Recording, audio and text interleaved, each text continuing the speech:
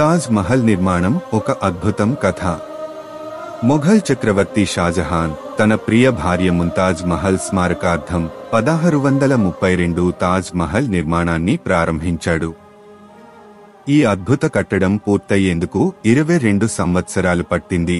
దీనికోసం 20,000 శిల్పులు, కళాకారులు మరియు కార్మికులు పనిచేశారు. తాజ్ మహల్ను నిర్మించేందుకు రాజస్థాన్ నుండి తెల్లరాయి, టిబెట్ నుండి జేడేరాయి మరియు ఇరాన్, ఆఫ్ఘనిస్తాన్, ఇతర దేశాల నుండి విలువైన రత్నాలు తెప్పించారు. ఈ కట్టడం ప్రత్యేకత ఏమిటంటే అది వెలుగు ప్రకాశంలో రంగులు మారుతుంది. ఉదయాన్నే గులాబీ, మధ్యాహ్నం తెల్లగా మరియు చంద్రుడి కాంతిలో బంగారు రంగులో మెరుస్తుంది.